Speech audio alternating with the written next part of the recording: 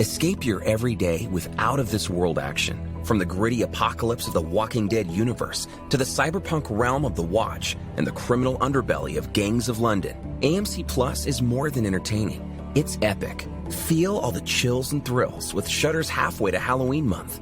Experience Shudder's biggest month of horror featuring a new season of Creepshow and new movie premieres every week. All available ad-free and on demand. Start your free trial today at amcplus.com. Nvidia hates cryptocurrency and you using its graphics cards to do some mining. I couldn't think of a better intro when I glanced through the doc very fast, so that's what I went with.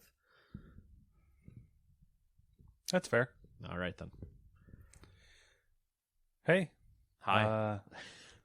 Welcome to the Gamers 2 podcast. Thanks for joining us. That's Nate. I'm Matt.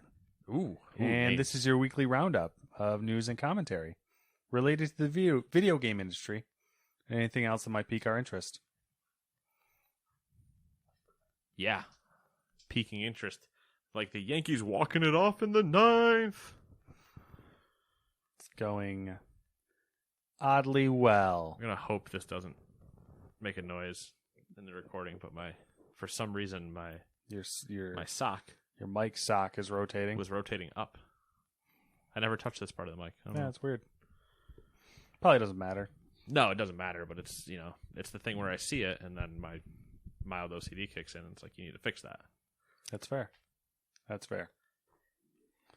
case you're curious, his mic sock is blue. Of course it is. Mine is gray. Which mirrors my personality. I say, we had options to buy. I said, which one do you want? He said, I went gray. Gray. I was like, yeah. All right, yeah, fair enough. Yeah. I just didn't want to get two of the same, because then if we ever had to like flip mics and, I don't want to spit into your spit. COVID happened and it was a perfect reason. It's true. Even though we bought them before COVID. No one needs to know. This podcast is forever hygienic. Don't know about that. Like half debating even whether or not I even wash my hair. It's at that nice spot where it's got enough natural oil in it currently, which is not much to say that, but it's just got enough where I don't have to. I can just do this, and it realigns itself. I don't have to worry about it. Yeah, it's a thing. So the longer your hair gets, yep, the narrower that window is. Yeah, and that's rough. That's really rough. It's like I am one more day of okay. Like tomorrow, I will be okay. Tomorrow night, getting home, it has to change. Yeah. Anyway. Yeah. Yeah, we won't continue with hair talk. Oh, it's not even the hair talk. It's just like, that's just disgusting. It's a fact of life. It's true. Women have this secret thing called dry shampoo. Dude, right? And it's really ridiculous that they're not sharing it. In theory, I just need to go find a woman, steal them, and then take their dry shampoo. Yeah. I mean, that's... Why buy my own? Yeah. I mean, when women when women just come with dry shampoo. Exactly. And they don't let you. They don't let you buy dry shampoo. They're like, oh, you have a penis. You're not allowed to have that. Yeah, it's a buy two, get one. Get the woman, get the dry shampoo. Mm-hmm. Get the dry shampoo, get the woman. It's a win-win. A win-win all around. There you go. Maybe you should leave bottles of dry shampoo outside your house. Yeah, do the old what do people like this month? And Hansel and Gretel it all the way back. Mm-hmm. All right, tangent. How about those new release games? Dude, like number 1, Leisure Suit Larry. Wet Dreams Dry Twice. Okay. For the PS4, Xbox One, and Switch. Number 2, Days Gone has made its way to the PC. Gonna have to add that to the list. Number 3, fun fact on the Days Gone thing, because I'm not going to highlight it later. There's a sale on Epic going on right now. Days Gone is available on Epic. If you go claim the free game that's on Epic currently, which I think is NBA 2K21, you get a $10 coupon just for claiming it. So Days Gone is now $10 cheaper. Whoa. Just saying. Number 3, Elite Dangerous Odyssey expansion for the PC. Number 4, Never Yield, which I believe is not the full name of that, for PC and Switch. Number 5, Outbreak. Endless Nightmares for the PC, PlayStation, Xboxes, and the Switch. It's a simulation of life. Endless Nightmares. And Outbreak. And Outbreak. I mean, you're not wrong. Number 6, Backworlds for the Switch. Number 7, Grand Casino Tycoon for the PC. Number 8, Just Die Already for the PC, PS4, Xbox One, and Switch. Funny enough, that's what I say to myself every day in the mirror when I wake up in the morning. Right before you have to deal with Outbreak and Endless Nightmares. Mm-hmm. Number 9, Lacuna for the PC. Number 10, Layers of Fear 2 for the Switch. Number 11, Mayhem in Single Valley for the PC. Number 12, Of Bird and Cage for the PC. Number 13, Puzzle Bobble VR Vacation Odyssey for the Oculus Quest. Number 14, Knockout City for PC, PlayStation, Xbox One, and the Switch. Number 15, Miitopia for the Switch. And number 16, Rust makes its way to consoles on the PS4 and the Xbox One. Those last two threw me. Miitopia? Miitopia and Rust. Yeah, well, I mean, Miitopia's been the bigger story. It's thrilling. You like your Miis? You like Topia? Miitopia. Miitopia. Do you like utopias? Do you like dystopias? Onomatopoeia-topias? A lot of topias out there. There are a lot of topias. Topiaries. A lot of those. It's the Topia podcast. I think that's bushes. And like shrubberies. Topiaries. Learn something new every day. The only reason I know that is because one of the sim games I used to play as a kid, I believe that was the Like the category name? category of things that contained plants. I don't know if it was specifically like shaped plants, you know, like, oh, this one clearly looks like an elephant or something. Mm-hmm. Anyway. Interesting. Yeah. There's definitely something to do with plants and the word topiary. And someone is screaming at us right now what the answer is, probably. And I will find out whenever they listen to this. Anyway, do you want odds? I don't care. What do you want to do? I want evens. You want evens. All right. It was a rhetorical question. I'm kicking it off. Nvidia is extending its cryptocurrency mining limits to newly manufactured GeForce RTX 3080, 3070, 3060 Ti graphics cards. And I'm going to tack in there. I'm assuming it's going to be a part of the 3070 Ti and 3080 Ti's that are coming out at some point in the near future. Like near future. For much monies. Yes. After nerfing the hash rates of the RTX 3060 for its launch in February, Nvidia is now starting to label new cards with a, quote, light hash rate, end quote, or LHR identifier to let potential customers know the cards will be restricted for mining. Maybe you'll be able to get one. Good joke. Good joke for multiple reasons. I'm not the only one hunting a card. True and fact. 2, I bet this doesn't even stop them. Yeah, because the last time they found a workaround. Yeah, so like, it's just a matter of time. Yeah.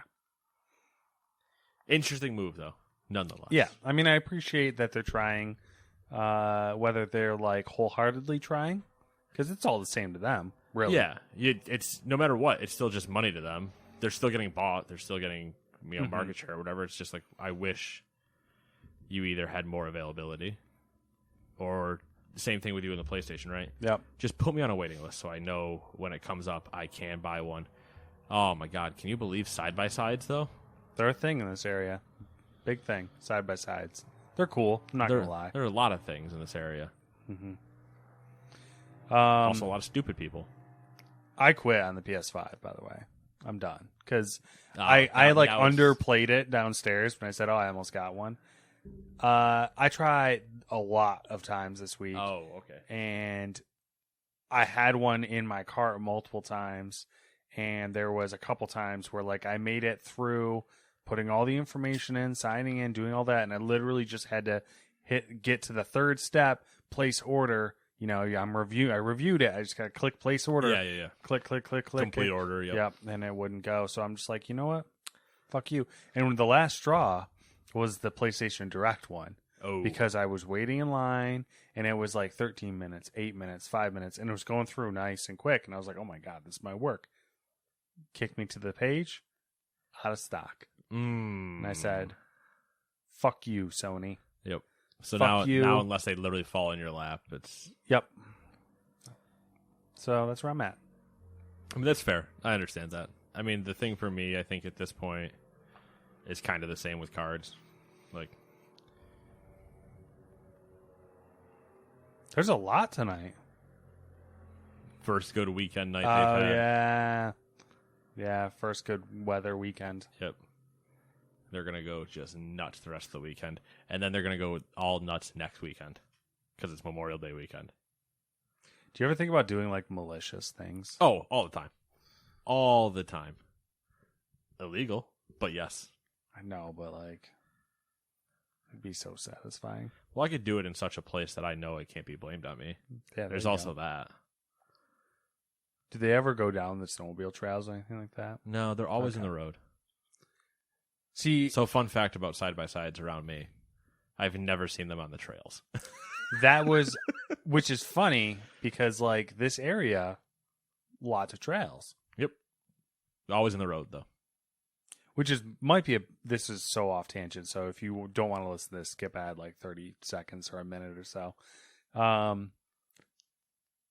Probably better, because if they actually did try to go down the snowmobile trails, probably would be worse for you, I think. I don't know. It gotta be 50-50, I guess. It all depends. Yeah. The road's annoying because they just gun it thinking they're so cool. Mm-hmm. I feel like they'd crash a lot, though, if they... Which I'm fine with. That's a good point. Okay. We've circled back. Yeah. That's not my property. It's not, but, you know, there'd be all the ruckus going on. I get to watch. Yeah, you have a nice little window there. Yeah. I'll go sit on my back porch. Are you kidding me? I'll go get a beer and just chill. Be like, that looks pretty help bad. us! Yeah. Help us! I'm like, I'm good. Yeah, just kind of wave and be like, yeah, hey, how's it going? They're like, no, come over here. And like, what? Sorry, I don't speak English. Oh, man. Anyway, number 2. Take-Two posted their full financial results. Of course, they had a record year, just like everybody else.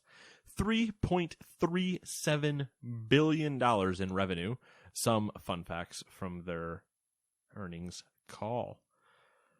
Recurrent consumer spending was up 48%, which I believe would mean like microtransactions and stuff. Yeah. That's people too. I had to make sure I had this right. Recurrent consumers are consumers who come back and spend money again. Yeah.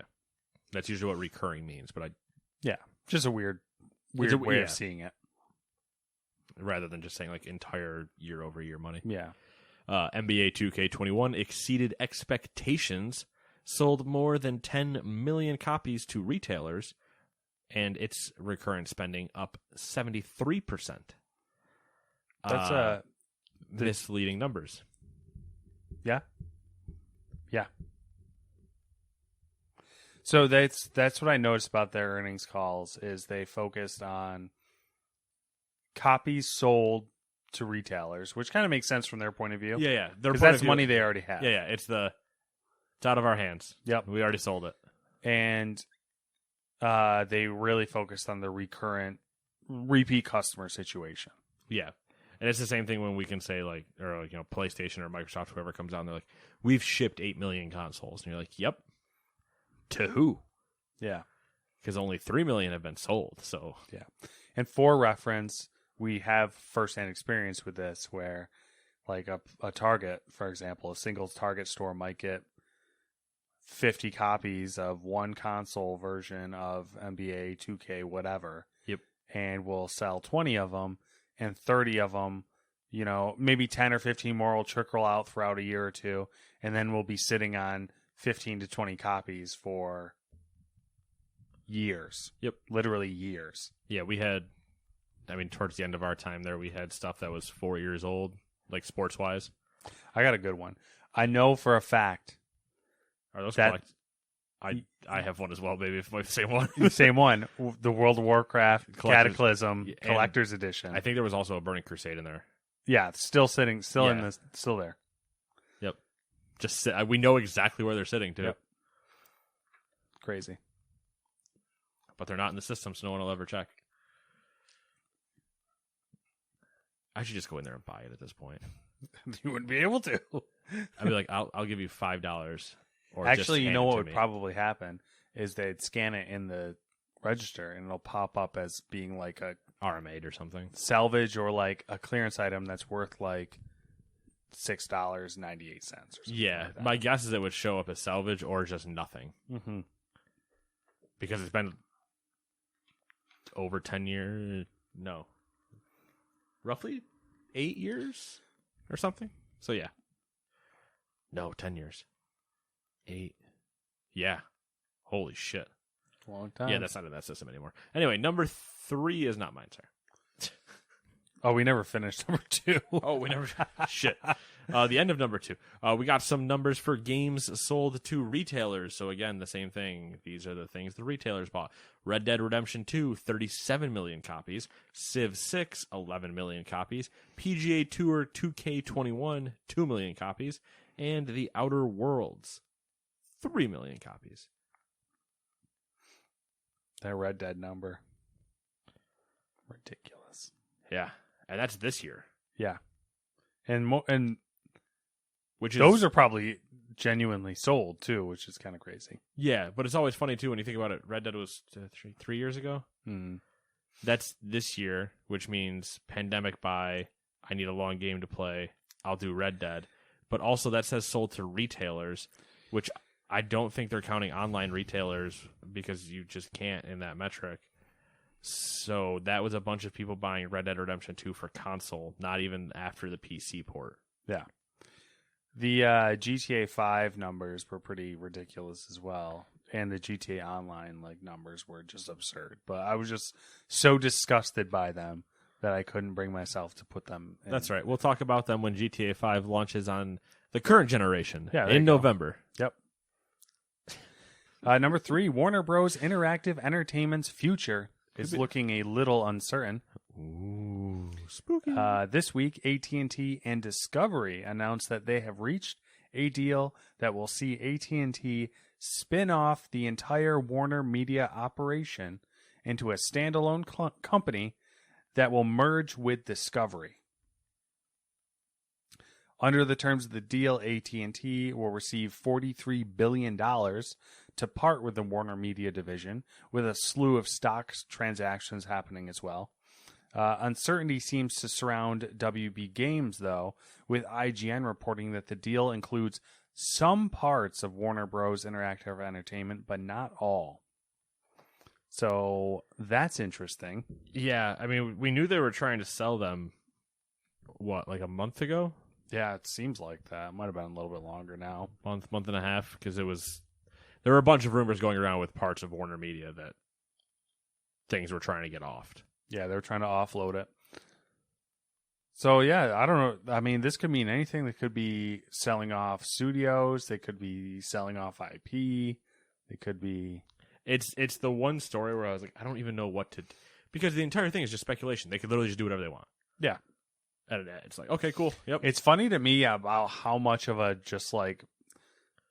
what's the term I'm looking for? How much they don't care about the Warner Brothers game side of it. Yeah.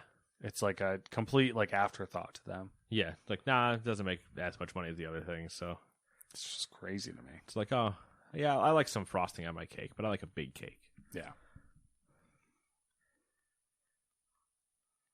Number 4. Microsoft is testing a new program that gives Xbox players a chance to pick up a current generation console without having to battle scalpers.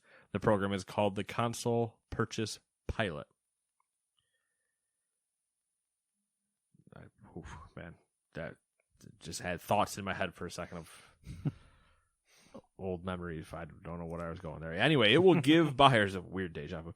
It will give buyers the chance to reserve and purchase an Xbox Series X or Series S console via the Xbox Insider Hub for Xbox One and Windows 10. The caveat is that successful applicants can only buy one of the new consoles using an Xbox One console. The transaction cannot be made from a PC, web browser, phone, or any other model of Xbox. That's strange to me. You're only allowed to upgrade. Suck it. Yeah. So I would is hook it up cheaper Like, what do you mean? if you just go make an Xbox account, right? You go to your friend's house who didn't buy theirs this way. Can you log into their Xbox and then order one? It's a good question. What I was going to say was I would hook up my PS4 to do this for a PS5. Oh, yeah. Good luck, though. I didn't even realize that Xboxes were also being scalped that badly. Yeah. I mean, it's just not reported as much, I think, but I believe they're in the same exact boat of terms of everybody waiting for them to come up. When they come up, they're all gone. Mm-hmm. Interesting. Unrelated. My arms hurt. Fun fact of the night. Working out again? Yeah, it was. I hurt myself on Tuesday, and I just haven't healed yet. Getting old. Fucking sucks, bro. Recovery time is out the window. Yeah, it was bent over bar rows, and then deadlifts, and right in here, if I keep my arms here like this, I'm fine. But when I go to open, fully extend my arm into a straight motion, it is very, very sore and tight. Part of me wonders if I pulled something or potentially tore something. Because I did not do what I should have done, which is ease back into it. I went where I left off. I bet you didn't injure yourself. You just strained them. You strained them. Yeah. They're 100% pulled and strained. Yeah. Because I can just feel it. Yeah. It's every time, even just doing this, as I reach for this, I'm like, I usually get that nice little, that quick little, almost flick into your arm where you're like, hey, this hurts. Now, well. I don't. As always, I'll live. Be okay. Not looking forward to trying to get back in shape at some point in my life. Where was I? Microsoft has announced new text-to-speech and speech-to-text features for Xbox Party Chat, which aim to help make communication on the platform more accessible. The features are currently being tested through the Xbox Insider program. Microsoft being new Microsoft, making everything accessible. It's always funny when I see stuff like this because I can only think of the bad iterations of it, like the voice to command games that used to exist and everything, where you could just yell as much as you wanted, but it never understood what you were saying. What was that war game where it was End War? End War. Tom Clancy's End War. I believe Binary Domain also had voice command options in it. Yeah, funny. It's just I guess it makes sense because I believe you can send voice messages already, right? So they just, you implement the text thing. But at the same time, I would assume you'd be using it for quickness and ease. Sure, some people are using it for accessibility, but I feel like a lot of people are just going to potentially use it for quickness the same way that some people do voice to speech to text on their phone to send text messages. But then you see the glorious moments of those where somebody's in the middle of a sentence and then they get distracted and they immediately start talking about something else, and the chat's just writing it all still. Yeah. There was one, I can't remember what the person was doing. They were walking and trying to order something or whatever, and they're like, oh yeah, hey, so we're gonna go do this, and then they're like, and immediately it's like, oh, so cuddly, and they just because they came across a dog in the middle of the road. or like the middle as they were walking, and so their entire serious conversation then it just translates them to baby talking a dog for the next like 6 lines, and then message send. It's like, oh, whoops. Yep, there'll be some tomfoolery with those ones. Or do you do the old when you could get the games where it would be text to speech, so whatever you typed, the in-game announcer would like say, and it's always that horrible robotic voice that doesn't enunciate necessarily correctly or whatever. Mm-hmm. So it's just like, let's just see what we can get it to say. Weird. And it's just two friends being nerds just messaging each other back and forth while not doing anything else. Number 6, publisher Deep Silver has announced that Time Splitters, the PS2 era first-person shooter franchise, is being brought back to life by a newly reformed Free Radical design. The studio, which carries the same name as the original Time Splitters developer, will be headed by Steve Ellis and David Doak, who founded Free Radical Design in 1999. Are we prophets? It's getting to that point. It's creepy. I mean, it was bad enough when you messaged me. Was it right after last week, like Saturday or Sunday? It was Saturday. Yeah. It was Saturday, and I was scrolling through Reddit, and on the r/music subreddit, trending on r/all or whatever, was Meatloaf in the fucking song and video we watched. Yeah, Paradise by the Dashboard Lights. Yep. Yeah. Right after we had done everything, and then it was just the moment of like, am I the simulation? Yeah. It's getting weird. There was something else too outside of the Time Splitter thing, and I can't remember what it was, but it was like, well, the Tarkov thing that we're going to talk about later. Yeah. Unless it's not, is it in here? It is. Yeah. I know that was the other part I was going to bring it up, but I didn't see the Time Splitter article, so I beat myself to my own punch. House of the Dead. Let's go. We're almost there. Go. Let's keep going. Let's get it. I've got about 7 things so far I've willed into existence this year. Let's do a few more. And so far I've also claimed Matt's YouTube algorithm.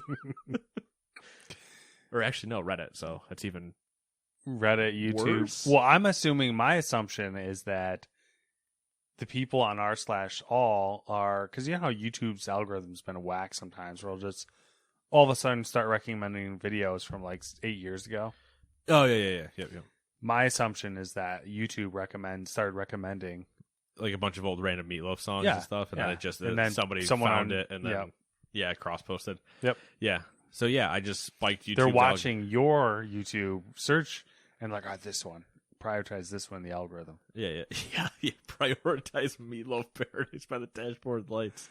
Not the lyric video, the actual video. Yep. And then it gets posted on Reddit, and it becomes this like cyclical, self-fulfilling I should thing. be getting royalties.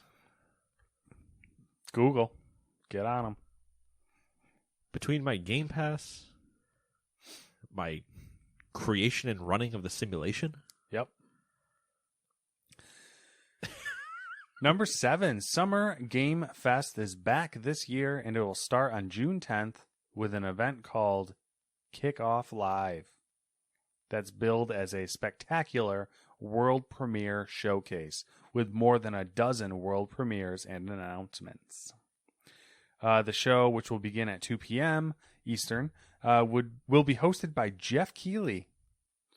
Some of the publishers confirmed to be participating in Summer Game Fest include 2K, Activision, Blizzard, Capcom, Epic Games, Sony PlayStation, Riot Games, Square Enix, Ubisoft, and Microsoft Xbox. The first event will also feature a performance by Weezer. Say it ain't so. There it was. Yeah, so let me just double check. That is a Thursday. Interesting. I think it's going to be a weekend-long thing, I'm assuming. Do we want to watch?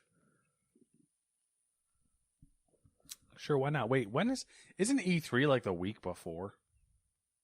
When is E3? Isn't it like June 3rd or something? That would be the weekend before. That'd be the Thursday before, specifically. I'm pretty sure. When it is... I don't know. We'll have to double check that after. Yeah. I'm not worried about that now, but like if we want to watch, if we want to watch that one, we got time. That one might be better than E3 anyway. True. It is, just Keighley doing Keighley things. Yeah, Jeff Keighley. Let me put together this giant event and hang out, and we're just going to party and do game shit. And it's like, all right, Jeff, whatever you say, homie. You think his master plans have like an event every quarter?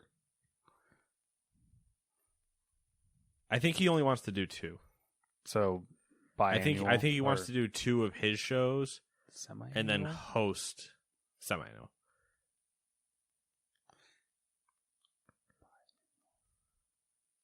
Right? Semi-annual would make me think that it's not biannual, is it? Twice a year? Biannual? Semi-annual would make me think that it's every other year. So biannual. I don't know. Someone let us know. Twice bi. 2 year. Annual. You know what? So 2 times a year. Someone smarter than me double check this, all right? Yeah, somebody smarter than us double check that because I'm not doing it. So I think he wants to do the summer one because he wants to do his show in the summer, and then he wants to do his show for Game Awards. Mm-hmm. But then he'll host like Gamescom, and he'll host the other things, but he doesn't want to have to worry about all of that production because he wants to sink as much time as he can into one show, and then once that show ends, sink all the next time into the next thing to try to make him the best show he can and not overwhelm himself. There it is, Jeff Keighley. Once again, I nailed it. Read him like a book. Pretty sure he's probably said that in interviews, and I just don't remember with who. Yeah, I'm intrigued. I mean, the lineup sounds good. Curious what the Activision and Blizzard stuff are. I am assuming it's Overwatch 2, but I'm like, is it? Maybe Diablo stuff, Immortal. Maybe a true announcement of when the 9.1 patch drops for WoW. Because everything is still in the air about when that drops. There's just nothing but rumors at this point. Mm-hmm. Anyway, let's go to number 8. The game director for Deathloop gave The Verge an early look at the game, which brought with it some explanation of how it works. Quote, when you start the day in the morning. And you can choose where you want to go.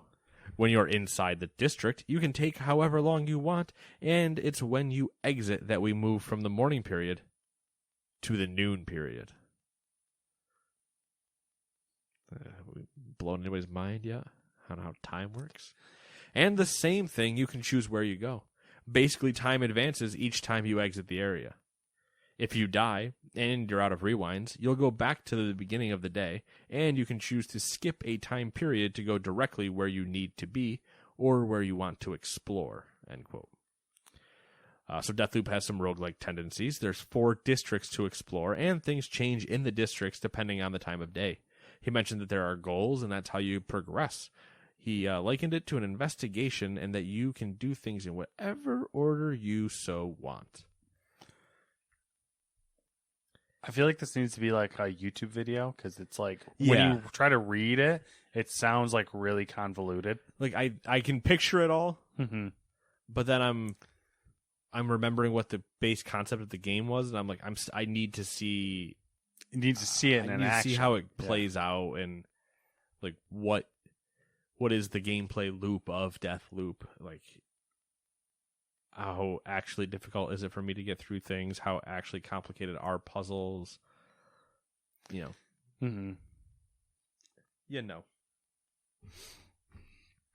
intrigued, but it's still not on my I'm going to spend money on it radar. Yeah, I'm interested because on the surface it's like, oh, that sounds interesting, but then thinking about it, like 4 districts, like 4 areas, even though granted they change through time, that doesn't sound like it's going to be a lot. Yeah. It might just be like, especially, I mean, I jumped to like, not necessarily worst case scenario, but my assumption is like, all right, so you're going to have a bunch of goals in an area, and you're going to have to like try to piece things together. And like, You just have to basically figure out what time of day you need to be in that area to get certain things. Right, which that I'd be fine with. But here's where I think the potential downside does come in, and I hope this isn't the case, is that it's static about what shows up in what day. Like what time. So Yeah. you know in the morning there's, these things do spawn, but they are always in the same spot. They are always in yada yada. Like, that cannot be a thing. Sure, they can only spawn in the day, but you cannot tell me that they're at point B. Like, I should have to at least find it, but I still know that it's, like, I know it shows up in the morning. Mm-hmm. I just now need to find it, and I don't need to know that it's in the same spot every time, because I don't know, for me, once you know where every single thing is, and they are statically set there and they don't change, that just will eventually get boring, because then you just played hide and seek for 20 minutes. Yeah. I mean, the component could be that, like, you have to figure out the correct order to do things in, I guess. Yeah. But I don't know. I have to see more of it, I guess. For sure. Number 9. We got an impromptu look at the Division Heartland, courtesy of some leaked footage. The tutorial advises the player to keep a healthy stock of filters, as they are needed to survive Silver Lake, the town where the game takes place. Outside of that, much of the Division's looting and shooting mechanics remain. The main enemy faction shown is called Pilgrims, which look to be a cross from the first game's looters and the sequel's more militarized factions. There's a hub area where players can shop, talk to NPCs, and presumably meet other players. The footage also shows a brief video introducing a battle pass. A separate leak from Twitter user SkyLeaks shows an introductory video by lead game designer Taylor Epperly. In the briefing, Epperly revealed that Heartland has 2 main modes, a purely PvE co-op mode called Expedition, and a 45-player PvEVP mode called Storm. You're welcome. There it is. Told you all a week ago. Basically. Kind of. Alluded to it. Yeah. Nail is in the right board. Just not the right spot on the board. Okay. Like, we knew where we were going. Yeah. We know where it belongs, but we just didn't put the nail in the right spot to really sink it in. It's going to stay there. We knew it was right, but like... I'm a little leery of the 2 modes thing. Yeah. Because I'm afraid that's them splitting resources when they shouldn't. Right, yeah. Like, I'm curious of the PvEVP thing. It's kind of interesting. Might be an interesting way to, like, entice me into some PvP. But the fact that they're also trying to do a co-op mode, I'm like, I might have put my eggs all in one basket in this instance. At least on release, yes. Mm-hmm. I would have rather all of my eggs in one instance, because balancing, and you do the PvPV or PvEPP, whatever. Yeah. My assumption is that one of them's going to suffer, if not both, and the one that's going to be the odd man out was going to be the co-op missions, and then at that point it's like, what's the point? Yep. Nope. 100%. Entirely valid concerns. But in the same instance, if they did do the correct move and just copy and paste the looting and shooting mechanics, that's a lot of time saved. Yeah. So I'm assuming it's going to be the fucking Snowdrop engine. It should be, because it's still the same team. Yeah, so maybe... it's not the same team, but I would assume they would use the same engine as Massive normally would. Yeah, so maybe that would allow them to focus on cool shit. Yeah, positivity. It's a new thing we're trying here. Yeah. Speaking of positivity... Speaking of leaks... There were some more leaked screenshots of Starfield which kicked off some Twitter action. Notably, Jason Schreier chimed in and said, quote, "Starfield is nowhere near done, according to several people familiar with development. It'll be at E3, but the planned release date I've heard is way later than most people expected," end quote. He went on for a bit, but eventually said, quote, "Let me make this very clear. Bethesda's plan is to tease a release date for Starfield at E3, and that date is in late 2022, end quote. So in case you're, new to this podcast, no shit. Yeah. Been saying that for a long time. I didn't believe for a second, I don't think you did either, that Starfield was ever showing up this year. It would, and I'm not taking Jason's word as 100% until we actually see the Bethesda thing either, but that is I don't know necessarily even in late 2022. I could have seen it in early 2022, the fourth quarter move where we push it into like a February, March type of thing. But seeing it this year would have been almost scary. Yeah. For what we've seen them do lately with rushing games. I'm kind of leery of this whole situation because what kicked this all off was another like batch of screenshots got leaked. And there was some people saying that most likely these were from the same batch that was leaked earlier, which was a build from 2018 and blah, blah, blah, blah, blah, blah, blah. They do not look like the Creation Engine.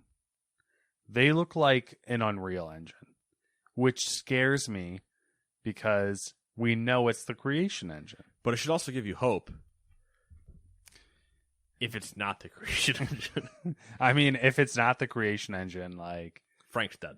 Yeah, I don't know. That's the only reason it wouldn't be the Creation Engine is because Frank is dead. That being said, it's 100% the Creation Engine. But once again, it's probably Creation Engine version 78 or whatever. Yeah, so that means we have the Creation Engine and they slapped on top another new photo paint. Yep, new visual fucking graphic or bug fest. So this is one of those when graphical update bug fest is what I'm trying to say. You watch the car shows and they go get an old car. They're like, all right, so we got to do some body work and we got to repaint it and whatever. And they start taking stuff off. And it's just layers on layers that basically makes it look like a jawbreaker of paint. And then there's Bondo and paint and more Bondo. And they're like, what were they doing? And you get to the bare metal and it's like just fucking Swiss cheese. Yeah. By the time they've taken all the rust out of it, they're like, we're just going to cut this whole thing off and put a new one on. It's not even worth it. Yeah, it's scary. There was a tweet that the whole thing that I think caused a mix of the images, but then there was another tweet from somebody that Jason had responded to in his first thing, or quote tweeted or whatever, that basically said, what did the quote say? I've heard that Starfield has been done for some time and they've just been QA testing it, trying to get as many bugs out as they can. And I was like, oh, that is not true. No. Even if it has been done for a while, they can be QA testing as long as they want, but it's Creation Engine, so it's fucked. Yeah, and I think his response was like pretty... It was something along the lines of like, they like money. And what like game developer or company do you know of, if they were finished with something, would just hold on to it? Yeah. Like, which is... a good point. I 100% do agree that we will see it at E3. Yeah. Number 11. Nintendo has a new amiibo coming out for the release of Skyward Sword HD. It features Zelda and Loftwing. It has a little Nintendo zing, though. It comes with the unique ability to teleport to the game's floating hub world from anywhere. So you can pay an additional $25 to bypass one of Skyward Sword's annoying quirks. Huh. A little pay to win in my single-player game. Yeah, exactly. Nintendo, thinking outside the box. With outside cardboard boxes. Play with the cardboard boxes. Whatever happened to that? Labo? Yeah. In a landfill somewheres? They weren't getting it. They ran out of Wii U boxes. Oh, yeah, that's right. That was the whole theory. Is that the only reason they came up with Labo and it was cardboard is because they had too many Wii U boxes to sit in a warehouse somewhere. God, how good would that be if that was the actual, like, somebody like some higher up just tasked the guy of like, can you figure out a way to get rid of all these boxes? Like, we could just recycle them, but I don't know. We gotta figure out a way. There's styrofoam in them. We just gotta figure something else out. And he's like, all right, yeah, sure. Lapo. Hopefully we get some tell-all You book. son of a bitch, I'm in. I hope we get some tell-all book and we get some like dirty secrets like that. Be like, it was true the whole time. Yeah. Number 12, during an earnings call, Embracer Group said they've had acquisition talks with over 150 companies in just the fourth quarter alone. They said that at the moment, it is in late-stage talks with more than 20 parties, including several that have signed letters of intent. They intend things. They intend to buy you.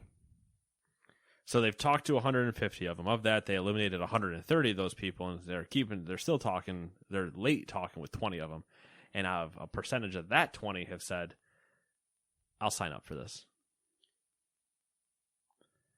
I'm in. So they're batting like 3 for 150. I'm in if the bean counters can make it work.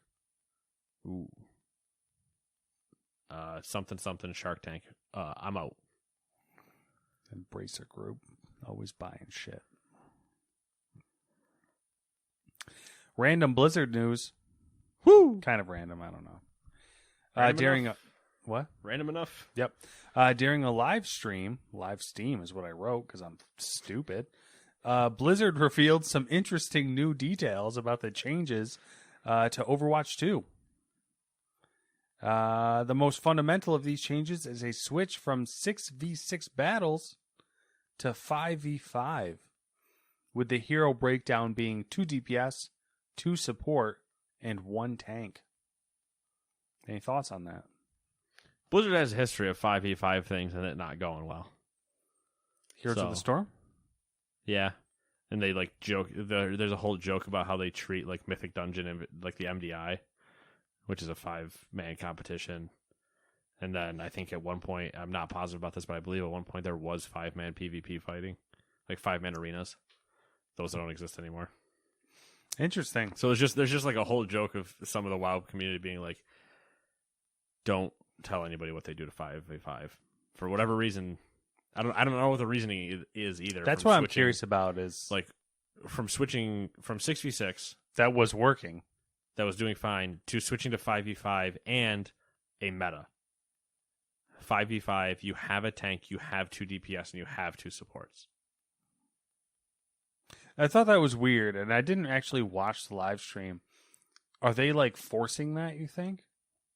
Maybe. Interesting.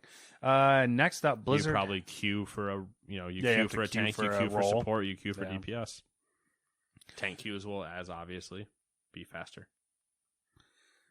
Blizzard has announced that the price of the Burning Crusade Classic cloning service has been greatly lowered. It was $35, but following community backlash, it's now $15. Good for them. They did it. I have no care. My guy's just going to go to Burning Crusade. Yeah. As I said last episode, if you're still playing, what's the point of still playing Classic? Bunch of weirdos. Yeah, I mean, I get it if you just really want to sit there, but I don't know what not me. I would need somebody that actually is really going to do that to tell me why. Yeah. Now for questionable things that we didn't write full paragraphs on. GTA 5 is coming to PS5 and Xbox Series X on November 11th. Happy Veterans Day to you, veterans of the GTA wars. You guys back from your Xbox 360 and PS3 days. You've made it 2 generations, and here we are.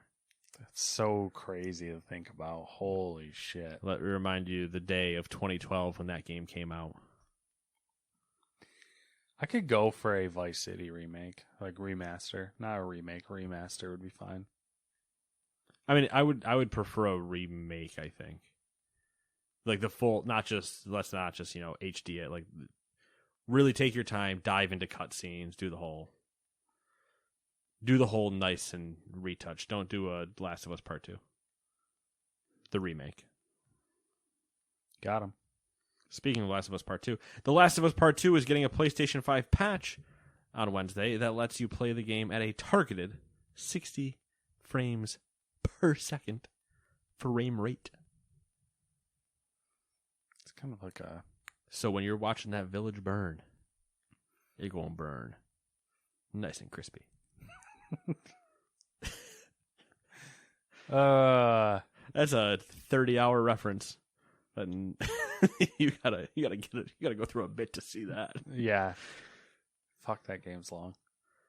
Yeah. It feels so long. And actually, right when you think you're at the end right there, there's like 20 more hours left. You're at the tippy top of the mountain. But you only really halfway up. God damn.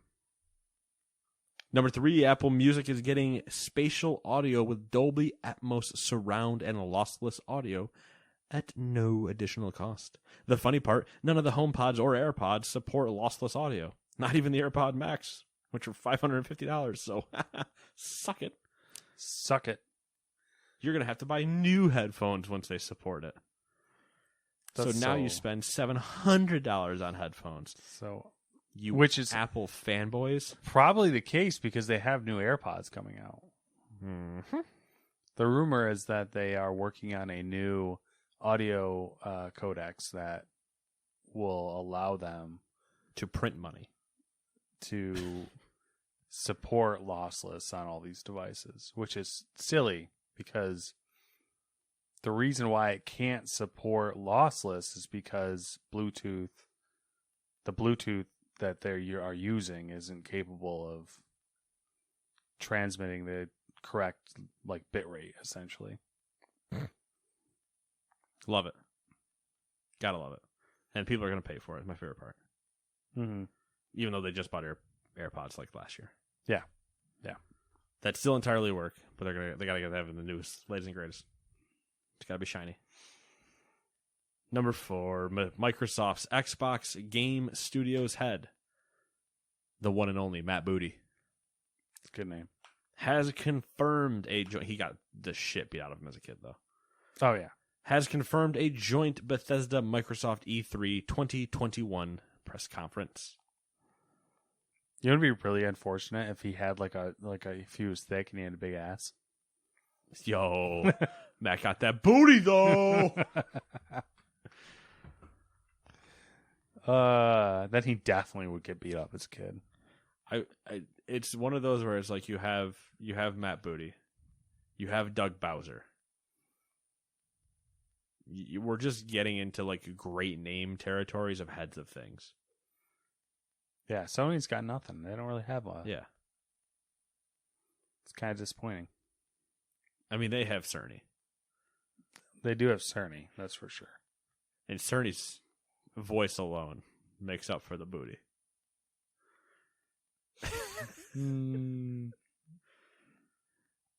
Oh, shit. Just thinking about that. I want there to be a stadium announcer, though, for the E3 conference. So, when Matt Booty comes out, they're like, and please welcome to the front of the stage, the head of Xbox, Matt Booty! Booty!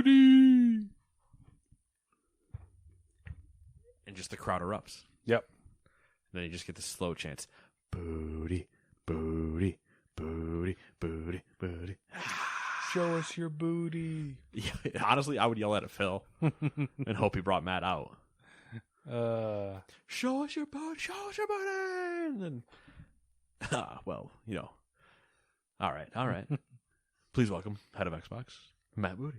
And then just the crowd erupts. Be a great time. There's not going to be a crowd, but it'd be fun. Yeah. It would just be great to just double down and have a lot of fun with it. Anyway, it's been 7 days. What have you been up to? Chilling. Still listening to my Caesar He's not dead biography. yet? Yo, Caesar is a genius. Straight genius. Man's ridiculous. Straight up G. He just crossed the Rubicon, so shit's hitting the fan. Making making his way through that Jeep factory. Yep. Fair enough. I could have I was gonna say make a Rubik's Cube joke, but I was like, that's not the same thing. Play a little Mass Effect, first one. Remastered. Yep. Is it better? PC, obviously. I played initially. I started playing with a controller on PC. Okay. And then I switched to keyboard and mouse because controller did not feel right. And I don't know if it's because I haven't been using a controller or if it's just like the game did not age that well in that regard, even though they rebuilt it from the ground up. But it is what it is. You know, it's Mass Effect. It's fine. It's nice because load times are modernized. Like, it loads fast, which is funny. That's it. Not really exciting. Did you happen to mod it at all, or no? No. There is a mod that I have seen for the FOV slider. That's interesting because it does suffer from old school field of view. Like, it doesn't have you got blinders. Yep. So I have seen, and I've seen some videos of like it running with the FOV slider on, and it's like, okay, yeah, I could definitely see that being. When I looked, because I was looking for like to see what was available, and then like command console stuff and whatnot, and it was not quite like it was still. People are still trying to figure it out because they had like done something different to where they've made it a little bit more difficult to gain access to whatever that you need to gain access to, and I was Gotcha. But when I looked, they were like, we figured out what we need to do, and like this is a workaround to make it happen. I was like, I'll come back in a couple weeks when you guys got this like to where I can click a button and walk away. Yeah. I'm not trying to do all this hacker shit. Yeah. Just want to press buttons and get better things. Press button, get bacon. That's it for me, though, for this week. Nothing really exciting. Yeah. Fair enough. It's been a week. Typical. Mm-hmm. MLB The Show. Played some League. Just hop on usually, see depends on who's on. People are on, play some games. Mm-hmm. Nobody's on. Might play like just to get my win of the day and then stop playing. Did you ignore your responsibilities again this week? I'm going to say yes. I just don't remember what they are now. You tweeted about them. Oh, those responsibilities. My out of the park stuff? Yeah. I got a few more weeks in. Okay. And I moved some people around and I started doing some stuff. And the more I keep looking at the team, I'm like, I think I can just go all the way to spring training and I don't really need to do anything. Because I don't have the money room to really sign anyone at the moment. And if I was I've looked at trying to trade a few people, but I don't get anything in return. And so the whole thing's just kind of like, So I might just go with the team I have now, which I think is still good enough to win. It's just that I'm gonna do everything I can, obviously, to win. Mm-hmm. But we'll just see. I did make it like another month though. I made it another month. I moved a bunch of stuff around. I was like, I think this is good. And I think I have it now where I'm like, okay, here we are. Now I can look at external problems. Mm-hmm. Like, do I want to trade for so-and-so or anything? I think everything internally, people have been moved around and everything's set. But every now and then I still go back to it and I just kind of like look at it again and I'm like, am I sure this is where I want people? I think it's not, what did I say last week? It's nine rosters I'm trying to manage. MLB, AAA, AA, A+, A, 2 Gulf Coast leagues, Dominican Summer League,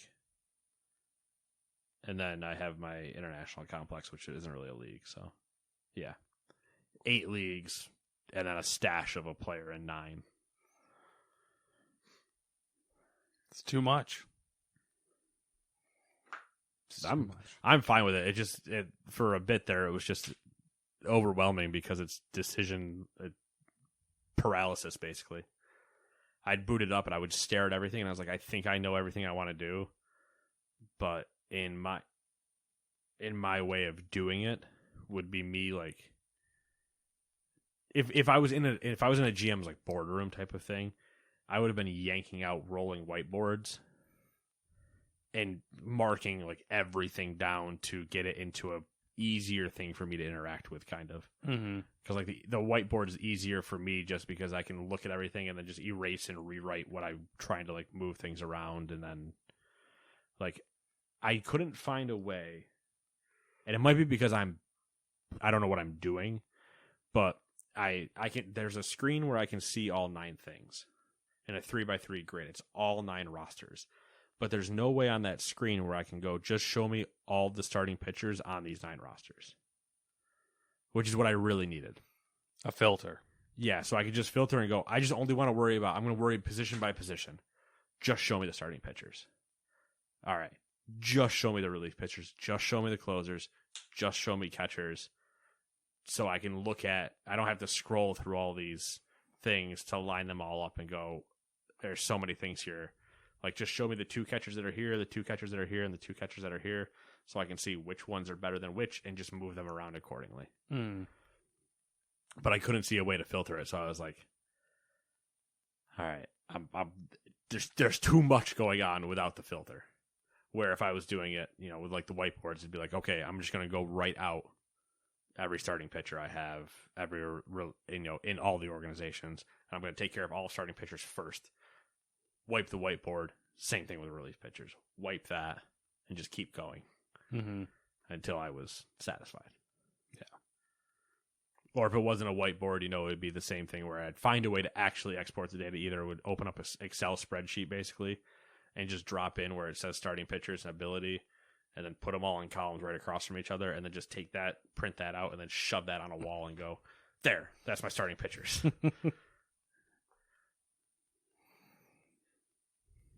It's a psychopath.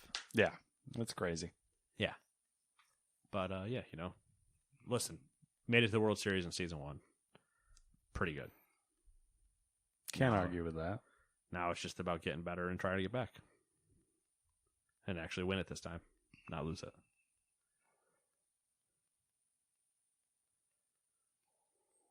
It's the whole goal is to succeed. But yeah, that's all I got. Cool. Anything else? I got nothing. Cool. Then we will see you guys in 7 days. It'll be a holiday weekend. 7 days. Bye-bye. Acast powers the world's best podcasts. Here's a new season we recommend. Robert Durst allegedly murdered 3 people over the course of nearly 4 decades. According to prosecutor John Lewin's case, the murder of Morris Black and the murder of Kathy Durst were inextricably woven into the murder of Susan Berman. Instead of telling you the narrative behind a major trial after it's finished, we're going to present the story surrounding Durst's trial for the murder of Susan Berman as it is happening. He said it like this. I know! She asked you for money! What will the jury decide? We're going to find out together. Jury Duty, The Trial of Robert Durst, Season 2, from Crime Story Media and Acast. Acast recommends.